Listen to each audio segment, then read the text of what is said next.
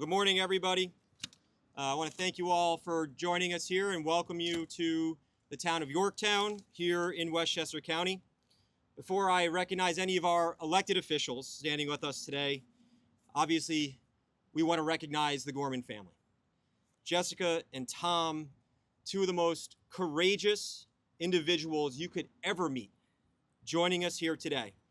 Joining us here because they've experienced something that no family should ever have to endure. They've chosen to stand here because they don't want another family to experience the same unimaginable loss that they are going through. Sheridan wasn't just another headline. She was a daughter, a friend, and she was a member of this community. Her murder devastated the Gorman family, and it shook Yorktown to its core. You drive around at night, you cannot go down a single street in this community without seeing dozens of green lights. Those green lights honor Sheridan, but they also signal to the Gorman family that we stand with them through all of this. New Yorkers, I think, believe government has one fundamental responsibility, and that's to protect innocent people. It's no secret that Governor Hochul and the New York Democrats have taken our state in the wrong direction on public safety. First came cashless bail, then raised the age, then that disastrous prison staffing crisis that's put our correctional officers and our prison staff and communities at risk.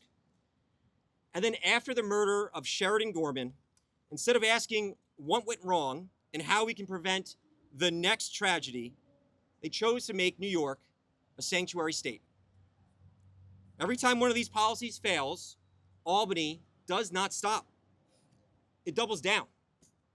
At what point do we stop doubling down on failed policies? At what point do we stop putting ideology ahead of common sense? At what point do we start standing with victims instead of the people who victimize them? How many families have to suffer before Albany realizes that we need to support our police and not tie their hands? How many victims will it take before Albany understands that public safety is government's first responsibility? We need laws that hold criminals accountable. We need to give law enforcement every lawful tool available to keep our communities safe. We need to trust our local police officers, our sheriffs, and our prosecutors to do the job that we've entrusted them to do. And we need to encourage, and we need the courage to end sanctuary policies before another family has to endure the grueling and unimaginable pain that the Gormans are currently feeling. Government's first responsibility, like I said, is very simple: protect innocent people. And it's time New York put public safety first again. It's my privilege to be standing here with a number of incredible community leaders, and it's my honor to bring to the podium our next governor, Nassau County Executive Bruce Blakeman. Thanks, Barry. Thank you very much, Assemblyman, Congressman, Supervisor, Deputy Supervisor, Jessica and Tom. I don't know how you do it. Every day of Jessica and Tom's life is with two profound feelings from probably the time they wake up till the time they go to bed. Grief, tremendous grief, and anger. Anger that our public officials have let them down. An 18-year-old daughter at the beginning of her life, gunned down by someone who should not have been in this country because of sanctuary policies promulgated by those who have an agenda that is anti-American, anti-public safety, pro-criminal. That needs to end. In my county, I have the most comprehensive agreement with ICE of any county in America. And let me give you some facts and statistics. In the last year alone, we have removed over 2,000 illegal migrants with criminal records from attempted murder, rape, robbery, burglary, carjacking, drug dealing, gang activity, only because we cooperated with ICE. And you want to know something? By cooperating with ICE, we didn't raid one church, one school, one daycare center, one hospital. There were no incidents. It was peaceful because we worked together with our federal partners in law enforcement. What is the motivation of these politicians that believe we should have open borders and that we should let people into our country that haven't been vetted? We don't know where they come from. Many of them have come from jails in their own countries. They let them out so they could prey on the people in America. This last year, we spent $8.5 billion of taxpayer money on people who haven't earned a thing. They just come to New York because it's a magnet to steal, just like they came to Illinois, another sanctuary state. And they get free housing, free food, free transportation, a free cell phone, more than New Yorkers get. It's an insane policy. When I became county executive of Nassau County, my first week in office, I signed an executive order that said the following: Nassau County is not a sanctuary county. And when I become governor, the first executive order I will sign on day one is New York State is no longer a sanctuary state. At this time, I would like to introduce a great partner of mine in government. He does an outstanding job each and every day. He was one of the first, along with Matt, to embrace the cause of the Gormans. And let's do this for Sheridan's memory. Let's make something of her life that was cut short so early. Let's give her family some comfort that she didn't die in vain by correcting these injustices that continue to happen throughout New York State and places in America that give sanctuary to people who shouldn't be here. Congressman Mike Lawler.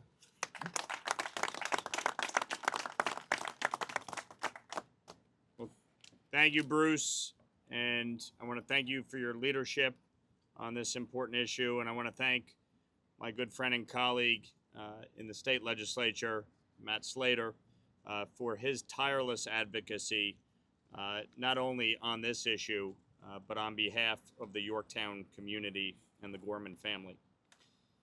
You know, we stand at the Yorktown Police Department, one of the finest departments in New York, with our brave local law enforcement officers who put their lives on the line every single day to keep our communities safe.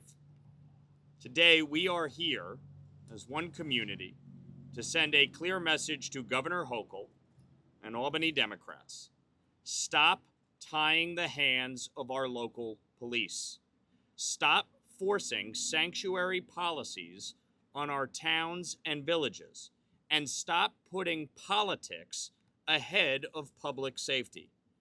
This so-called Local Cops, Local Crimes Act does exactly the opposite of what its name suggests. This bill prevents local law enforcement from cooperating with federal immigration authorities and threatens to withhold state law enforcement funding from departments that refuse to comply. In plain English, Albany is trying to pressure our police departments into becoming sanctuary outposts. According to data compiled from ICE records between October 2022 and February 2025, sanctuary jurisdictions and non-cooperating jails declined or ignored more than 26,000 ICE detainers on criminal aliens. Let me repeat that. Between October 2022 and February 2025, sanctuary jurisdictions and non-cooperating jails declined or ignored more than 26,000 ICE detainers on criminal aliens. So when you hear Kathy Hochul say, if they commit a crime, I'll be the first one to call ICE, she is full of shit. Because she's not doing that.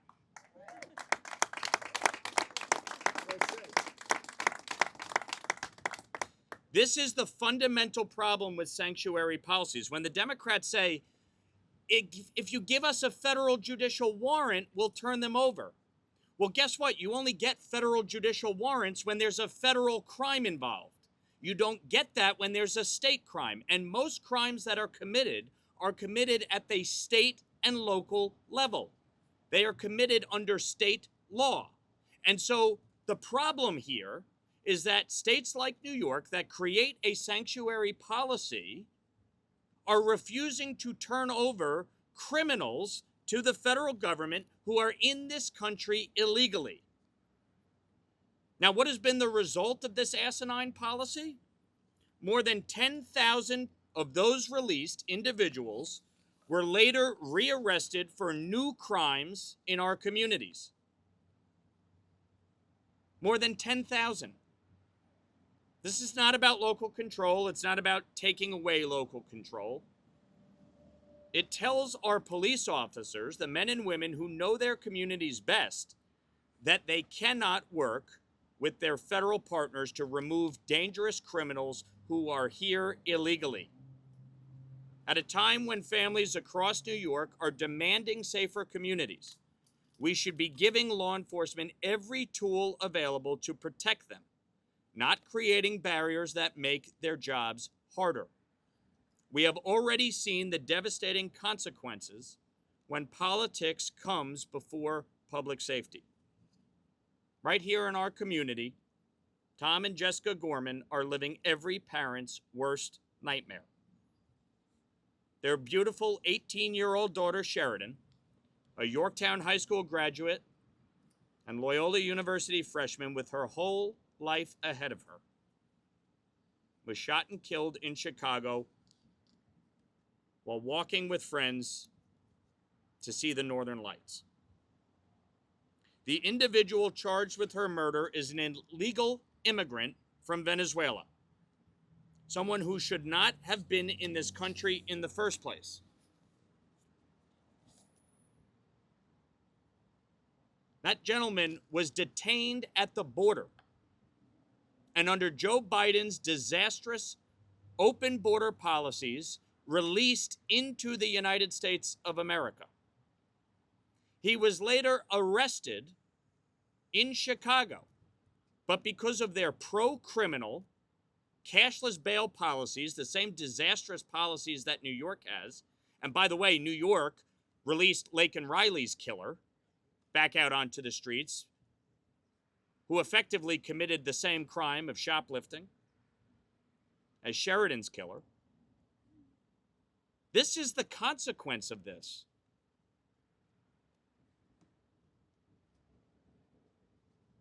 We shouldn't be here today. The Gorman family should not be here today. But yet here we are. And we're here to remember Sheridan for who she was, not just how she was taken from us. Sheridan was 18 years of pure light, as her mom so beautifully describes her. She was a daughter. She was a sister. She was a friend. She was a student. She was a young woman with dreams, hopes, and an incredibly bright future ahead of her. She was the laughter she shared, the kindness she showed, and the love she gave to everyone around her. She was not a statistic. She was not a headline. She was a beloved daughter whose life touched so many others. To Tom and Jessica, your courage in sharing Sheridan's story and keeping her memory alive is inspiring. Sheridan's life mattered. Her legacy matters. And her memory will continue to inspire us to fight for safer communities and policies that protect innocent families. We stand with you, and we honor Sheridan, and we will never forget her. The bottom line is local police should be allowed and encouraged to work with their federal partners to remove dangerous criminals, just like, by the way, they do on citizens. Think about the absurdity of sanctuary policies. If you are a citizen of the United States, state and local law enforcement is fully capable of cooperating with its federal partners.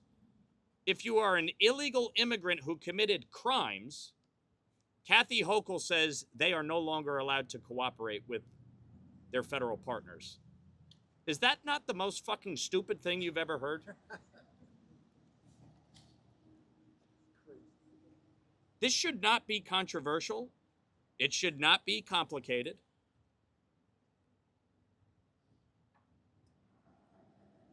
Dangerous criminals like the individual who murdered Sheridan should not be on our streets. They should not be in our country. So to the men and women of the Yorktown Police Department and every law enforcement agency across this state, we have your back. We will fight in Congress. We will fight in every corner of New York to make sure you have the tools, the resources, and the ability to do your jobs without Albany getting in the way. And we will do everything we can to ban sanctuary policies nationwide.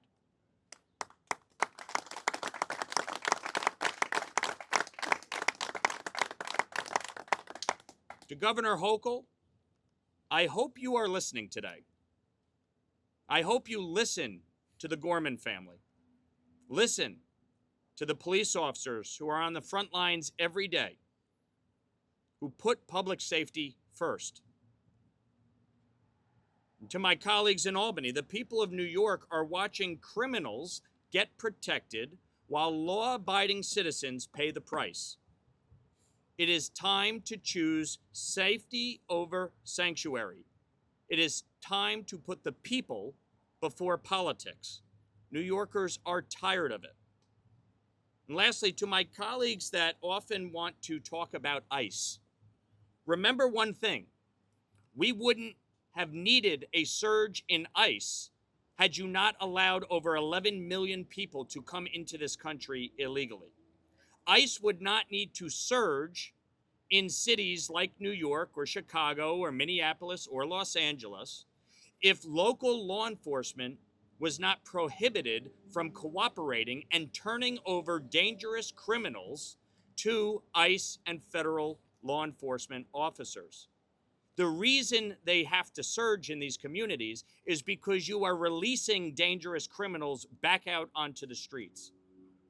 So if you want ICE to go away, if you want law enforcement to stop having to deport dangerous criminals, then stop allowing them to come into our country and stop allowing them to act with impunity in our communities, killing and hurting innocent Americans.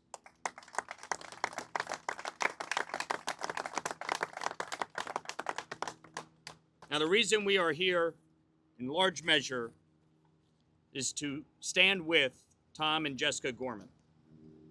And just a few weeks ago, Jessica Gorman bravely stood before Congress and testified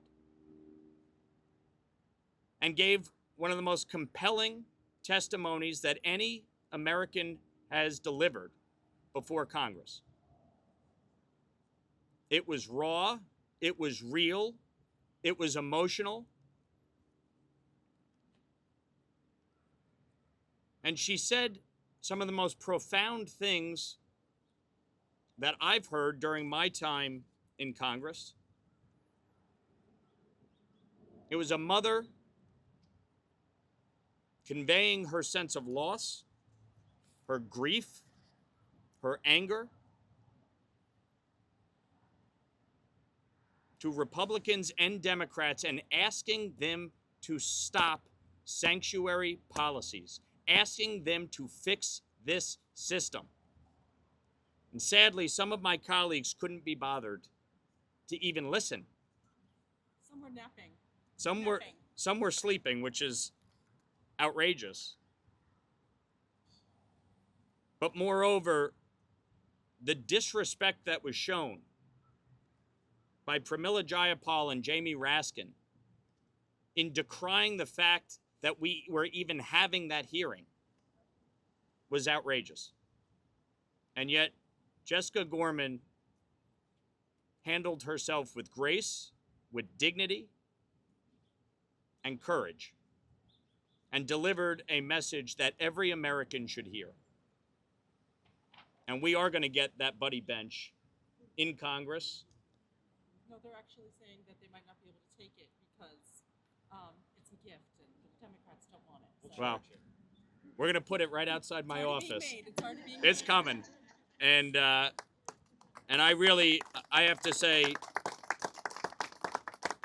it's my honor to be here today, but it's my honor to represent Jessica and Tom and Madeline and their family in Congress and fight alongside them on this issue and stand up for their daughter Sheridan and her memory. So please welcome Jessica and Tom Gorman.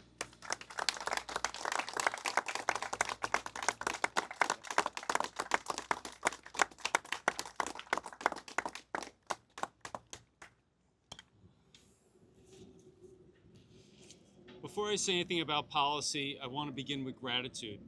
Standing here at the Yorktown Police Department is deeply emotional for our family. At 6 o'clock in the morning of March 19th, 3 police officers came to our door carrying the worst news any parent could ever receive. They knew when I opened up that door that our life would be shattered. But they did not treat us like a call on a dispatch board. They treated us with patience, dignity, compassion, and we will never forget that. Later, when it was time to bring Sheridan home, police officers from Yorktown and the surrounding communities escorted her. Mile after mile, they guarded her, they honored her, and when Jessica and I could no longer protect our daughter, they protected our journey home. Captain Foley and every police officer who stood by us, thank you very much. We will never forget you, what you did for Sheridan, and what you did for our family.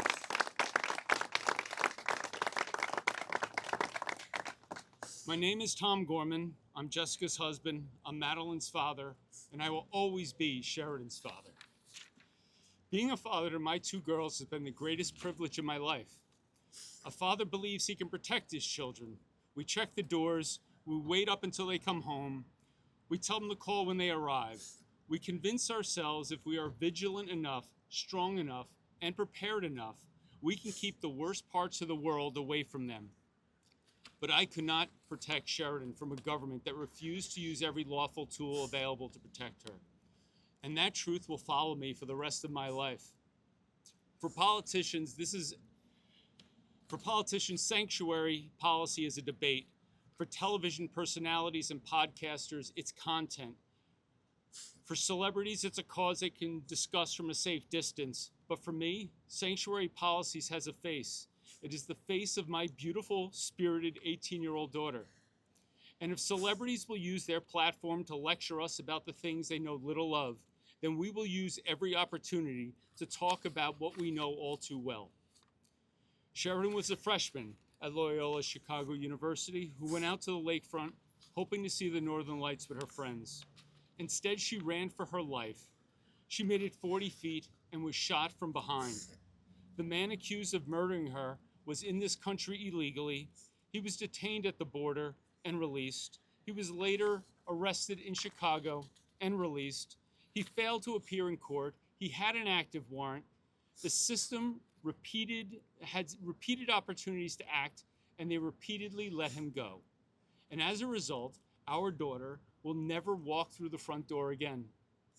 That is not compassion. That is not justice. That is government failure measured in the life of an American child. And now Hochul and politicians in Albany are defending policies that create barriers between local police and federal immigration authorities. We know what happens when agencies do not communicate. We know what happens when arrests become a missed opportunity, and they continue to defend these policies anyway. That is not ignorance. That is a choice.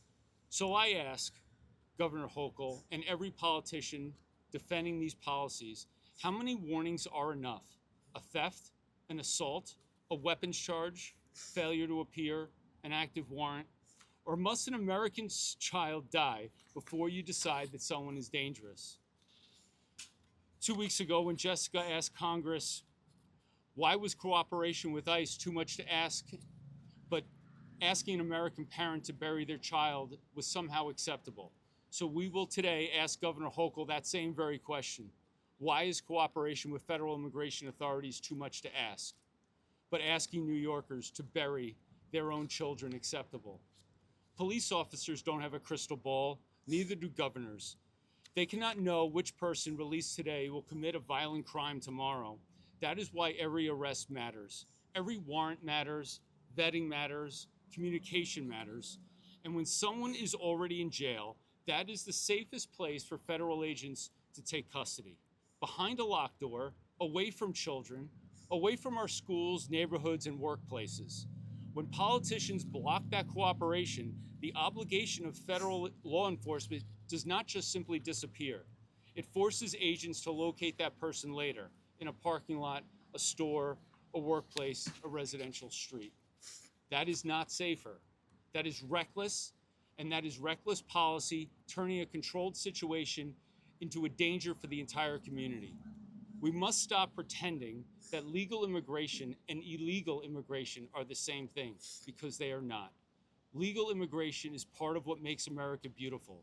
Lawful immigrants waited, they applied, they were vetted. They followed the process, worked hard, and built lives here. Illegal immigration is different, and saying that is not racist, it's not xenophobic, it's honest.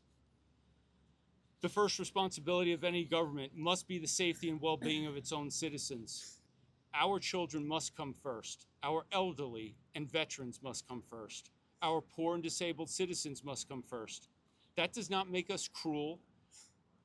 It means we understand the most basic duty of government, to protect the people it was elected to serve. We have heard that enforcing immigration laws is cruel. It is not. Cruelty was allowing a man who had already been arrested and should never have been here to remain free. Cruelty was Sheridan running for her life and dying on a cold concrete pier.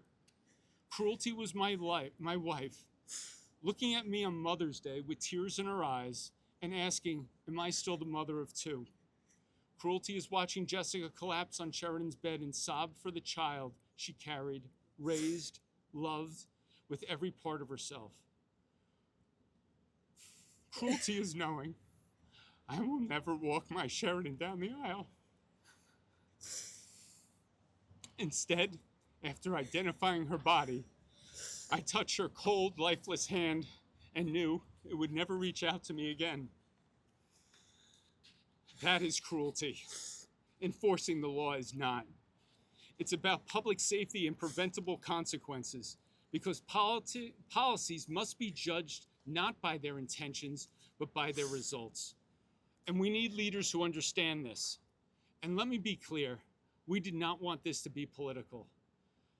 We begged both sides. Only one side listened. And now we're done begging. We are going to support the politicians that want to enact meaningful change. Bruce Blakeman understands that. Supporting public safety means supporting police, not praising officers at ceremonies and then restricting their ability to cooperate with federal law enforcement. Mike Lawler showed us what representation looks like. When Jessica went before Congress and opened the deepest wound of her life, while others minimized and deflected, Mike stood beside her. When I was required to remain silent, Mike was my voice. He defended Jessica, he defended Sheridan. We chose Mike Lawler. And when our family needed him the most, he chose us. Matt Slater stood up for Sheridan in Albany. Ed Lockerman stood beside our family here at home.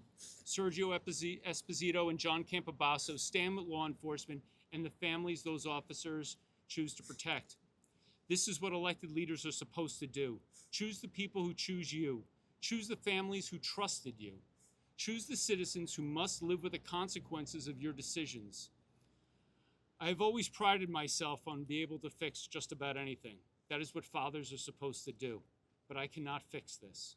I cannot bring Sheridan home. I cannot give my parents back their granddaughter. I cannot give Maddie back her sister. I cannot give Jessica back the child she carried and adored. All I can do is speak the truth. Sanctuary policies have consequences. Blocking communication has consequences. Refusing to enforce immigration law has consequences. And sometimes those consequences are carried forever by a father and mother who would give their life 10 times over 100. so that their daughter could live. Sheridan should have grown older. She should have fallen in love, built a career, built a family. She should have called us for advice, even when she probably wouldn't have taken it. Nope. Instead, we are speaking for her because she can no longer speak for herself. Jessica and I didn't choose this fight. It came knocking on that front door when the officers delivered the news. Now, we will bring that fight to every politician who refuses to protect American families. We will fight for Sheridan. We will fight for your child. We will fight every day so that families have a chance to remain whole, not after another funeral, but now. This November, understand what and whom you are choosing. This is a one-issue election for us and many of our friends and family. Vote to end sanctuary policies. Vote to support law enforcement. Vote to protect our children, because the life you saved by your vote may just be your own child's. And now I want to say something about my wife. You see Jessica standing here, a fierce mama bear, a fighter. I see a beautiful, compassionate, kind, and loving woman who cared for our daughters. The mother who knew every expression on Sheridan's face, every change in her voice, every dream she was afraid to say out loud. I see the mother of my child forcing herself out of bed each morning and walking into our daughter's empty room, and then walking into a room filled with powerful people because she refuses to let what happened to Sheridan happen to anyone else's child. I am proud of you, I am in awe of you, and I am furious that she has been forced to become this strong. Jessica, I love you. I will stand beside you every painful day, every difficult room, every battle still ahead. And now I'll turn it over to my beautiful wife, the fierce mama bear.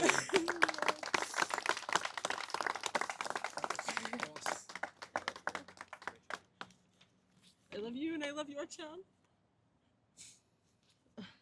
Sorry, I'm not a speaker, but I wrote down some things.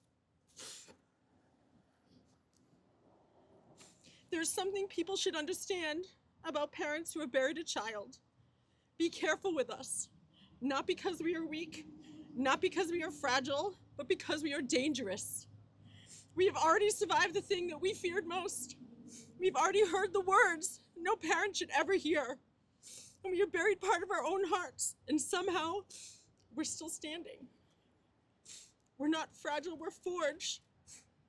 The fire that should have destroyed us changed us instead, and now we are fearless. Powerful titles no longer impress us. The weight of other people's judgment no longer bends us, and no force on earth can make us smaller, quieter, or less certain of what we know to be true. As a mother and a woman, I can tell you that something else changes too. I used to worry what other people thought of me.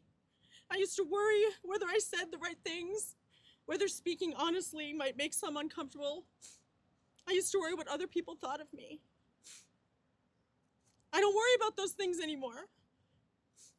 I don't worry about them anymore because my beautiful 18-year-old daughter was murdered in cold blood by a man who never should have been in this country. A man our government had already encountered, already arrested, and still failed to remove because the politicians we choose, leaders like Kathy Hochul, who choose failed sanctuary policies over the safety of our American citizens. There are nights that I lie on Sheridan's bed and I beg God to wake me up. Tell me this was just a terrible dream. I reach for anything that still feels like her, still smells like her. And I just listen desperately for a voice I know I will never hear again. I've sobbed and I've screamed until there was no sound left, until only the unbearable truth echoing my ears was there that my daughter is gone, and I will never hear her call me mom again. So now, I'm not worried about being too loud or too outspoken. I'm not worried about what anyone likes me or likes what I have to say. Instead, I worry about your children, the children of New York, of this nation. I worry about the mother who still believes that this could never happen to her. I worry about the father who still trusts that the people he votes for will always choose his family first. And I worry that another parent will one day collapse on their child's empty bed, begging God, screaming into their pillow, because the same politicians made the same deadly choices all over again. That's why I'm speaking now. I don't care about being liked or being polite. I'm here to make certain that every New Yorker understands what is at stake before they vote this November. Because elections decide whether laws are enforced, whether police are empowered, and whether families like ours are protected, or whether they're left to bury the consequences. A few weeks ago, Sheridan's senior AP psychology teacher called me out of the blue. I could hear how deeply Sheridan's murder had shaken her and her colleagues. They remembered her humor, her kindness, and the light she brought into their classrooms. Her teacher was trying to comfort me, but I could hear that she was grieving too. Then she told me about an assignment they had in Sheridan's class, her senior year, last year. Each student had been asked to write a letter to themselves to open 5 years later. She would sentence them 5 years later. They self-addressed it.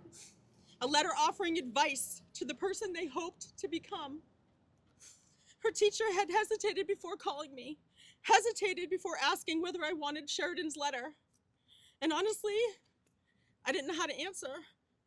Did I want to read the words that my daughter had written for a future version of herself, a future she would never reach?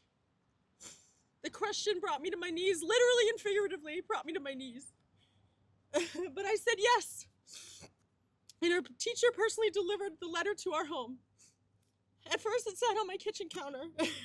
Her name was written across the envelope in that curly, cutesy teenage writing of hers. And just seeing her handwriting made me smile and cry at the same time. But I could not open it. I was terrified of what it might say, of what it might do to the last remaining hope that I had left in my heart. I was already struggling just to get out of bed each morning. What if reading this letter made everything worse? Was that even possible? There were so many thoughts racing through my mind, and I simply could not find the courage to open it. So I moved it into my office, a little more out of sight, but never out of mind. Work has been one of the only places where I can lose myself for a little while. One of the few distractions that give my broken heart even a moment of rest, of reprieve. But with that letter sitting there beside me, work was no longer a distraction, it was a reminder. So I moved it again. This time I moved the letter to my bedside table. That was the worst. It became the last thing I saw at night, the first thing I saw in the morning. It felt as though the envelope were taunting me. 5 years. 5 years that Sheridan believed she had. 5 years that I knew she would never get. So I kept moving that letter from room to room, as though changing where it sat could make me less afraid of what was waiting inside. Then on July 6th, on Sheridan's birthday, I finally opened it. I would love to tell you that it contained profound reflections and a detailed 5-year plan. LOL, it did not. It contained a sweet, hopeful, and very Sheridan story about a boy. A boy. Apparently, there was a shy boy in one of her classes that she liked senior year and hoped that he would ask her to prom. He never did. He was too shy. So she wrote that she should have asked him herself, but she hadn't. She chickened out. And honestly, when I read it, I thought, Sheridan, seriously? You could talk to absolutely anyone in this world, anyone on this earth, but this was the moment you decided to suddenly become shy? It figures. Anyway, in the letter she wrote that she regretted letting that moment pass. She regretted not listening to herself. So she gave her future self this simple advice. Next time, listen to yourself. Take the chance. Don't live with regret. She wrote about how excited she was for college and how much she would miss her best friends Caitlin, Annie, and Sarah, and how no matter what, she would make sure they remained close. She was not creating some 5-year grand plan. She was simply expecting more life, more laughter, more chances, more mistakes. Another dance, another opportunity to be brave and ask that boy out. Listen to yourself, to take the chance and don't live with regret. Then I reached the closing of her letter, the final advice that my sweet 17-year-old Sheridan had written to her 22-year-old Sheridan, her 22-year-old self. She wrote one final line, and it said, the line said, "Make sure you love up Mom and Dad, and remember to always be kind," with a big exclamation point at the end. I opened this letter on her birthday, but the words she wrote to herself ended up being a gift for Tom and I. Make sure you love up Mom and Dad, and remember to always be kind.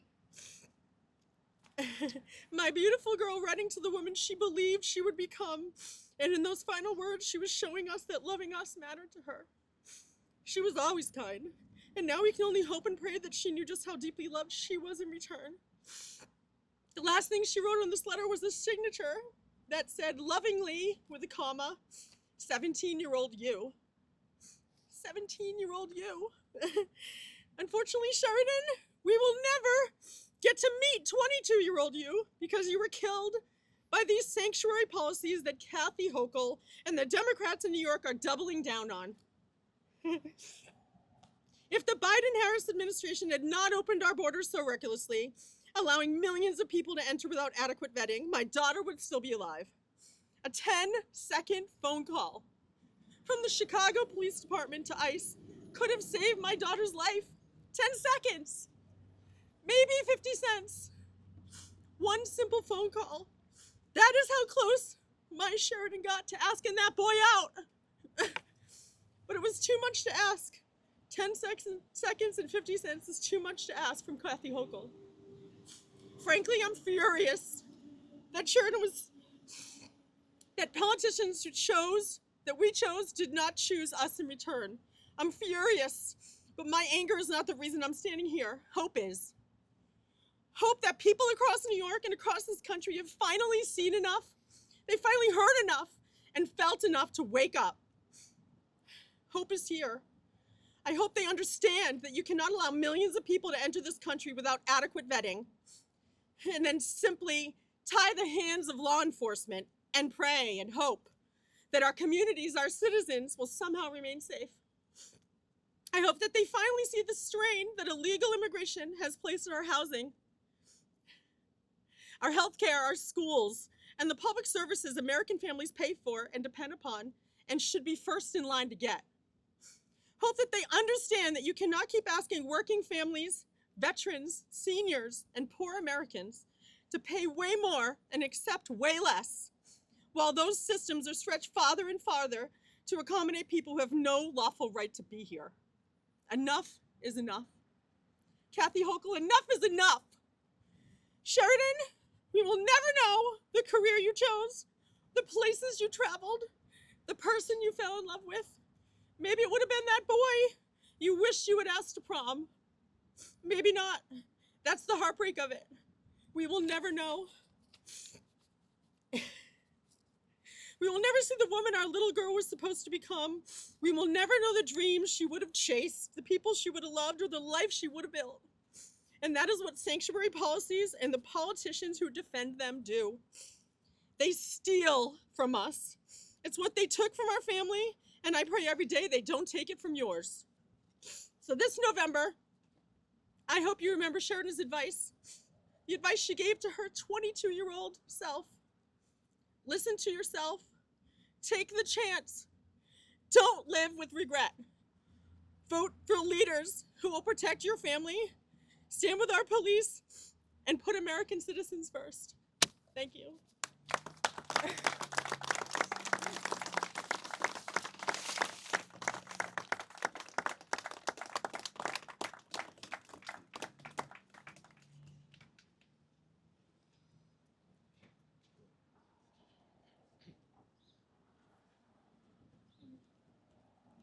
Jess and Tom, thank you. Thank you so much for your words.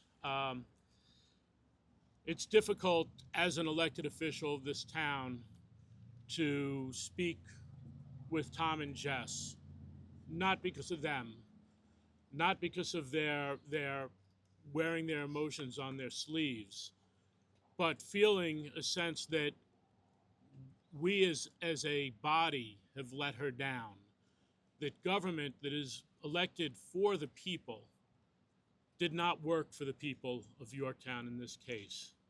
And it's not isolated. We really, really need to look into the future. When the sanctuary policies came up in New York State, our town board sent a resolution saying, please don't do this without talking to law enforcement.